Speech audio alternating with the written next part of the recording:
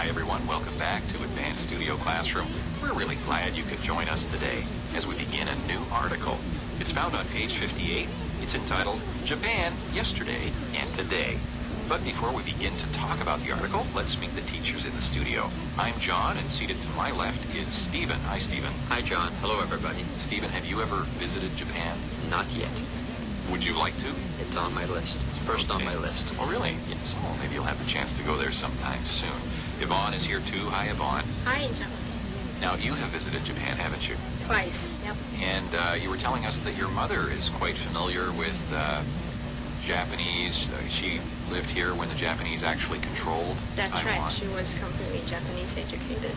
So she speaks Japanese fluently? Fluently, yeah. Wow. So she probably has some very interesting things to tell you, and maybe you can share some of those things with us during Okay, our program. sure. And Brian is here too. Hi, Brian. Hello, everyone. Have you ever been to Japan? I haven't, but in college I had a Japanese roommate. That Oh, was really? fun. And so he was not raised in America. He came from Japan to study in college in America. That's right. How was his English? Not so great, but he was actually majoring in English literature, so he had a tough time. All right, but at least he had the chance to work on it and get better and better at it. All right. Well, we're looking, as I said, at page 58, Japan, Yesterday and Today. And we see a big red ball there on the page, and it says Japan's emperors are the oldest hereditary monarchy in the world. And I think this tells us that the article isn't really that much about Japan. It's about the royal family in Japan, the imperial family of Japan. First of all, Stephen, what does that big red ball indicate? That is the rising sun, the everlasting symbol of Japan and its empire. Now, I've heard that after the Second World War, the Japanese kind of didn't use that symbol so much. For a long time, it's been they were trying to play down their military and their empire, but it's always been controversial. There's always been people that have wanted to use it as the symbol of Japan, and just, in fact, earlier this year, they decided to go ahead and reinstitute it and to bring it back everywhere as their national symbol. So it's a controversial symbol. Yes. Not everybody's in agreement with using it because of the thoughts that it gives certain people. But anyway, I think it's almost universally recognized around the world as the symbol of Japan. Personally, I don't have a problem with it. Well, I think the people in Japan might have a bigger problem with it than you do, because there's a lot of people that don't really want to be reminded of their military past. I see. Okay. Well, anyway, let's kind of think about the royal family, the emperors of Japan. It says it's the oldest hereditary monarchy in the world. Well, Brian, can you explain hereditary monarchy? Hereditary monarchy would be you're a king, you become a king because your father or was a king, and it passes down through the generations. All right, that would be about as far as you can get from a democracy where people vote for the leader that they want, that they think is best. In a hereditary monarchy, the only qualification is to be the firstborn son. You can be a very poor administrator, a bad ruler, an evil person, but still, because of the way you were born, you get to be king. What do you think about that kind of system, Stephen? Well, I mean, I think there are sometimes there are advantages to a hereditary monarchy. You always know who's in charge. You always know who's going to be the next king. Okay. There's certainly no room for uncertainty. Well, that may be one small advantage. Okay, and then interestingly, I didn't know this before I read this article, Japan has the oldest hereditary monarchy in the world. And I suppose, though, Yvonne, if we went back to the beginning of this century, say the year 1900, when there was still a monarchy, an imperial household in China, could we say that China would have the oldest hereditary monarchy? If you want to say that the family, you want to specifically refer on the family that's being continued unbrokenly, then I wouldn't say so. Because there were changes in That's Chinese right, history. yeah. Okay, and the same in some of the European countries, although there's been a monarchy in place in Britain for over 1,000 years, the actual family in charge has changed over Several the years. times. Okay, so we can't say it's the oldest hereditary monarchy. One more thing before we go into the lesson. It says Japan yesterday and today. Are we talking about yesterday, like Zotien? No, we're talking yesterday. In English, you can talk about a long time ago. So when you were young, or even earlier in the century, yesterday could mean any time in the past. In fact, there's a famous song in English that goes, "Yesterday when I was young." Went on like that. Yes. So, but yesterday, I mean, if you mean like the day before today, then maybe not. Okay. Yeah, yesterday, the day before today, I was not young. That's true. Yvonne, any comments before we go on? 我们就看这两个字 hereditary 哈，就是世袭的意思，然后 monarchy 就是君主政体。 All right, well, let's take a look at the first 15 lines of our article on page 58. Follow along with us.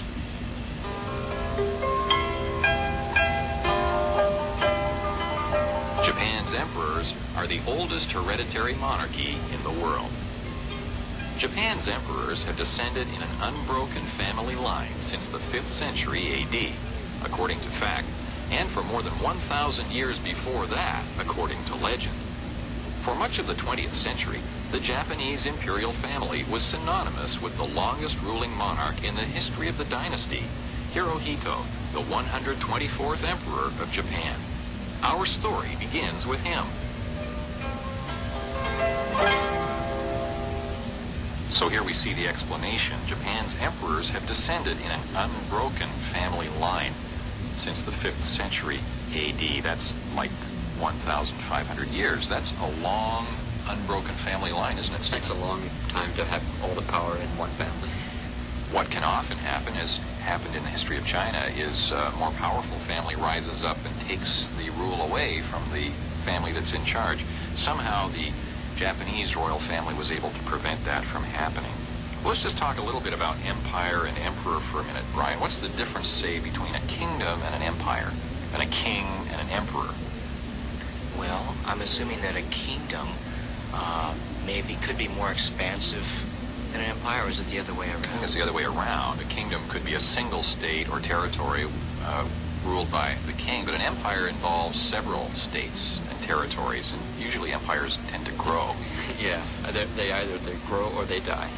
And of course, there have been famous empires through history: the Roman Empire, the Greek Empire, The British Empire. the British Empire. And today, it's probably the American Empire, and it's not the same kind of empire. It's a different kind of empire we're talking about today. It's a cultural empire rather than a territorial empire. An economic empire. Yeah. All right.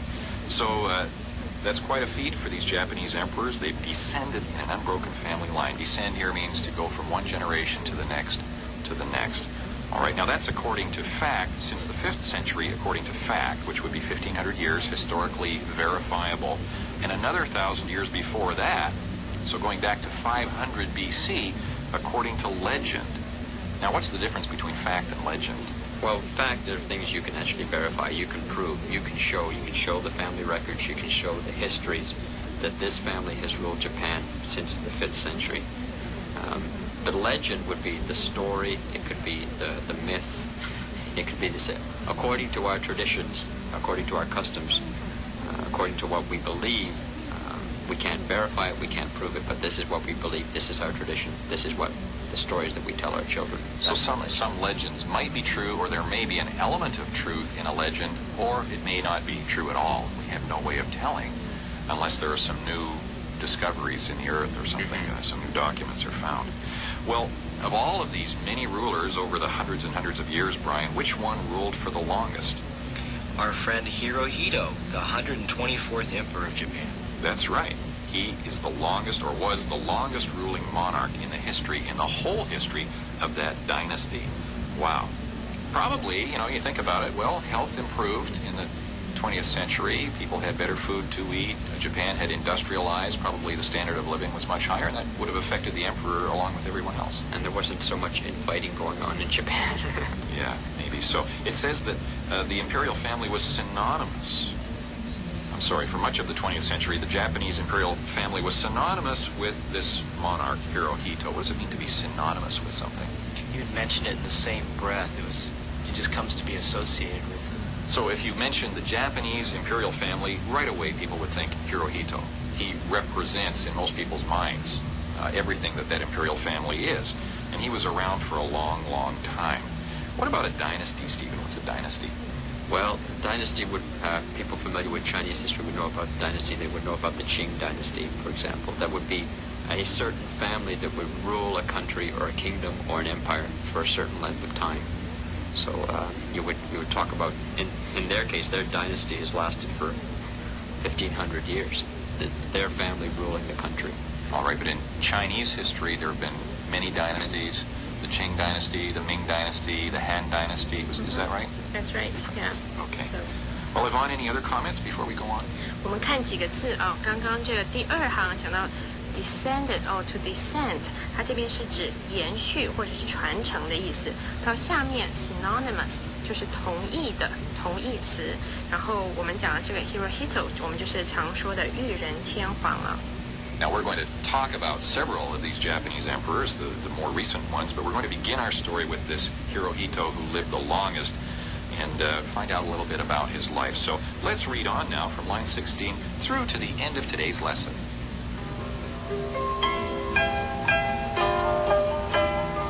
Life in a Gilded Cage.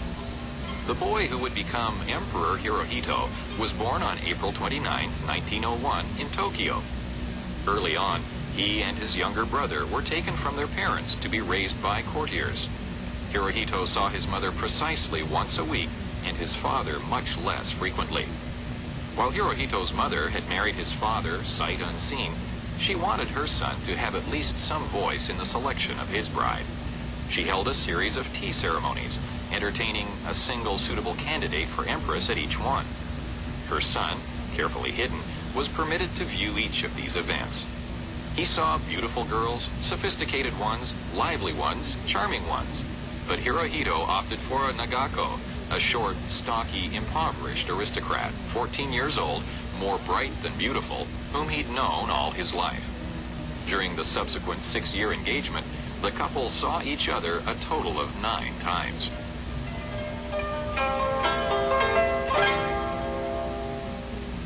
All right, well, now we find out about life in a gilded cage. And this is an interesting expression. I've heard it used before. Even a book written by a woman, a Canadian woman, entitled Bird in a Gilded Cage. What would that mean, Stephen? Life in a gilded cage. Well, let's start with gilded. Gilded means something is covered, usually means something that's covered with a thin layer of gold or something that looks a lot like gold. So it's very attractive, very beautiful, very pretty. But if you have a gilded cage, it's to say what you're living in, the situation you're living in, looks very beautiful. To anybody else, it's a wonderful situation to be in. Who wouldn't want something like that? But it's still a cage. You're trapped. You can't go anywhere. So if you're the emperor of Japan, or the heir to the throne, to other people, it might look like you've got a wonderful life. Everything is taken care for you. Servants, riches, everything you want, except you're trapped. You can't get out. That would be a gilded cage. All right, very good explanation. And I think most of us probably would not choose life in a gilded cage. We'd rather be free in an ordinary steel cage.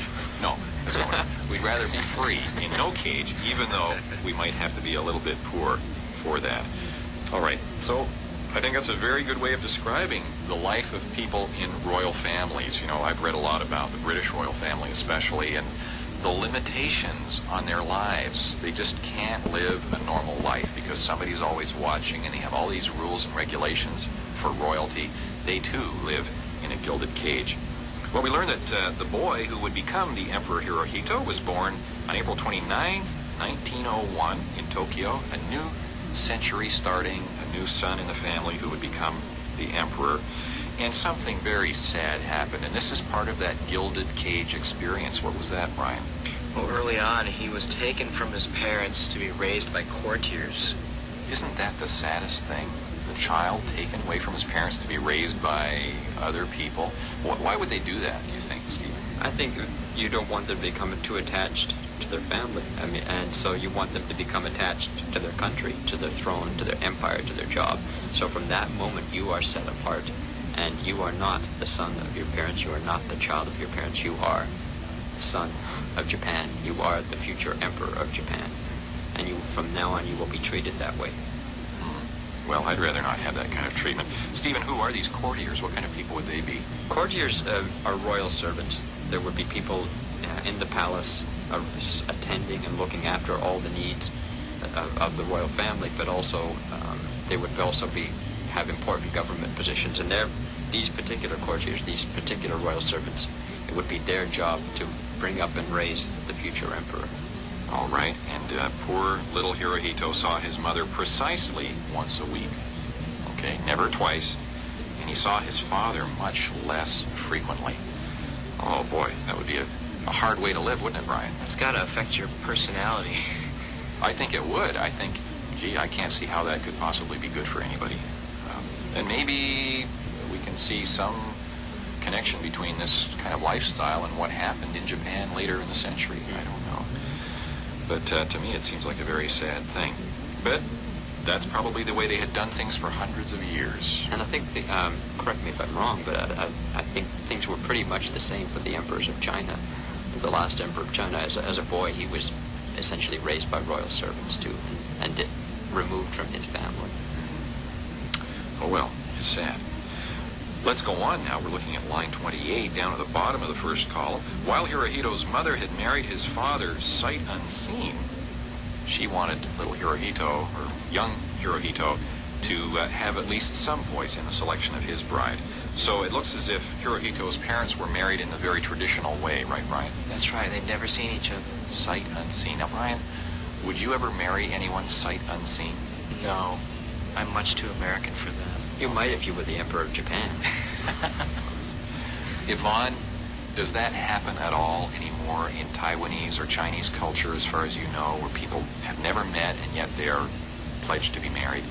I don't think now it's still happening, but it was our custom for the bride and groom before they are not allowed to see each other before they got married.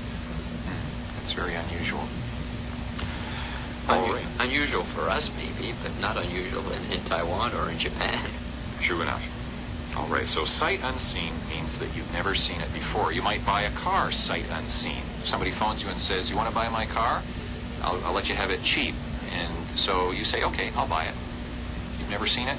You agree to buy it. Buying things sight unseen, making decisions sight unseen is usually not a very good idea. It's dangerous. Yeah.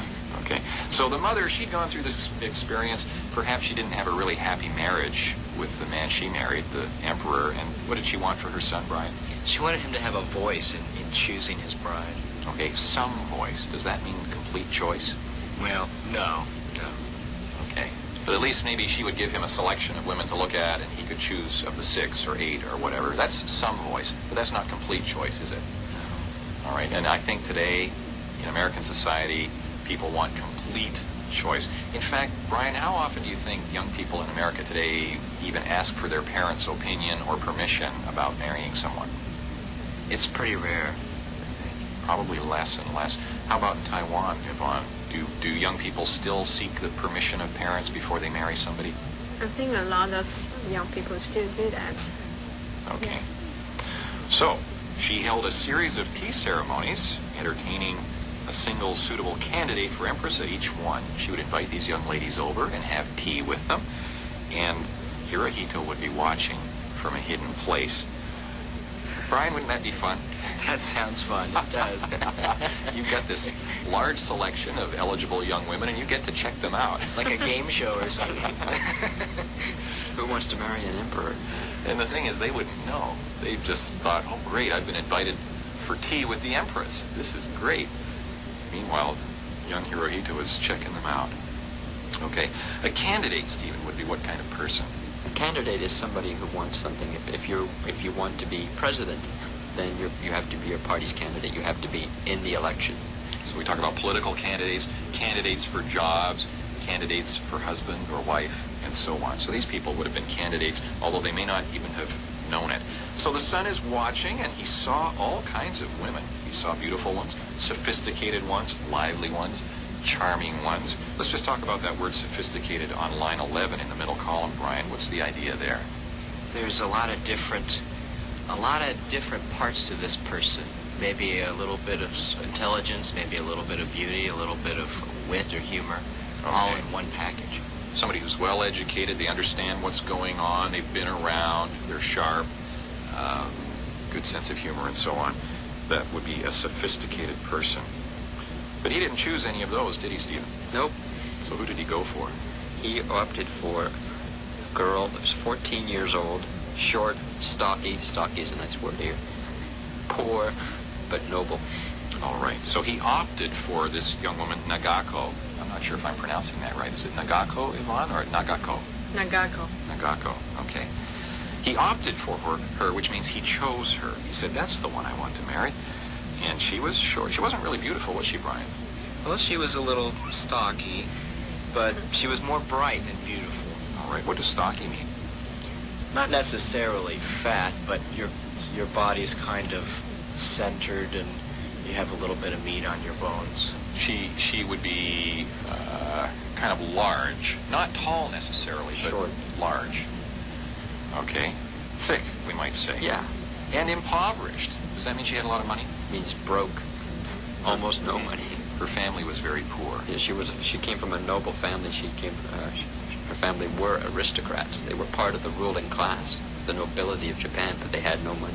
All right, they were impoverished, very poor. And this is the case with a lot of aristocrats even today. You can look in England and there are some aristocrats, members of the nobility, who are having to sell their lands and their estates because they can't afford to keep them.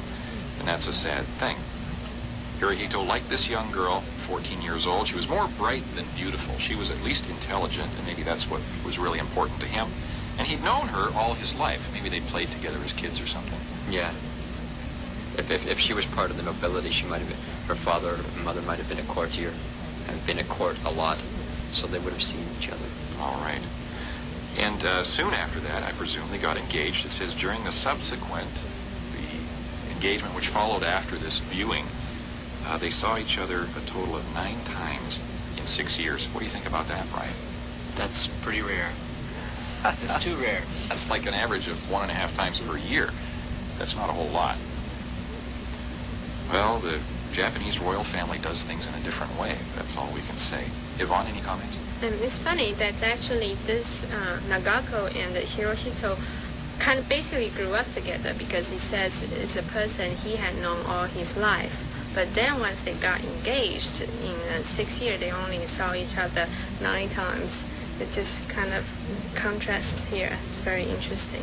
Yeah, and I suppose each time any member of the imperial family would do anything, it would have to be carefully planned, months in advance perhaps. And you couldn't just get up on Saturday morning and decide to go for a walk in the park. That would probably be impossible. Yeah. Oh well, that's life in a gilded cage. 好，我们来看几个字哦。要回到前面第一个 column 讲到这个 gilded 就是镀金的、包金的。然后24行do you say courtiers？ Yeah, courtiers. 就是朝臣或者是侍臣的意思。到中间 column 第2行 to have some voice， 这边是说至少可以发表一些意见。到下面11行 sophisticated 就是很世故的、很成熟的。到第3个 column to opt 就是选择，他选择这个 Nagako， 我们就叫他良子哦，就是裕仁当时的太子妃。stocky 就是很结实、很粗壮的意思。然后 impoverished 是贫穷的、落寞的。然后aristocrat 就是贵族。 Thank you, Yvonne. And now to help us imagine better what life in a gilded cage might be like, let's listen to this. It's time for you to choose a bride to marry, my son. You are not getting any younger. I respect your wishes, Mother. I had no decision whether or not I wanted to marry your father. I married him sight unseen, but I don't want that for you. Will we keep looking for suitable candidates? I will entertain more suitable candidates for tea, and during the tea ceremony, you will be able to watch each girl come and go. Mother, you've entertained so many possible candidates for Empress already, and I've decided who I want to marry. Who will the new empress be, my son? Nagako. Well, she is an aristocrat, my son. She is impoverished. She comes from a very fine but very poor family. I don't care if she's not rich or all that beautiful. I love her, and that is all that is important. And I've known her all my life. You've chosen well, my son. So be it. You will marry Nagato.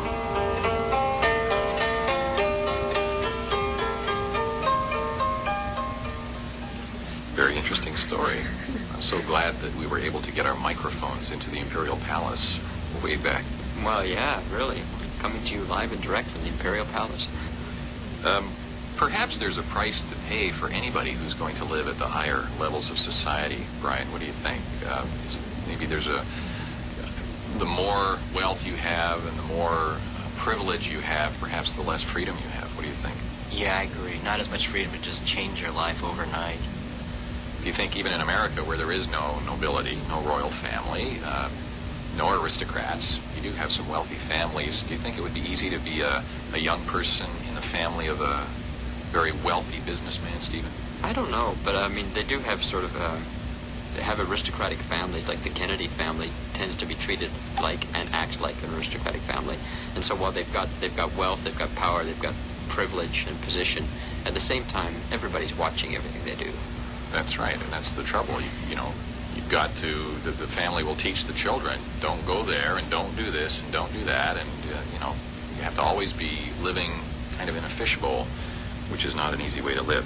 Well, we're going to learn more about this Japanese royal family in our next program. We hope you'll be able to join us. Thank you, everyone, for being with us today. Goodbye. Bye.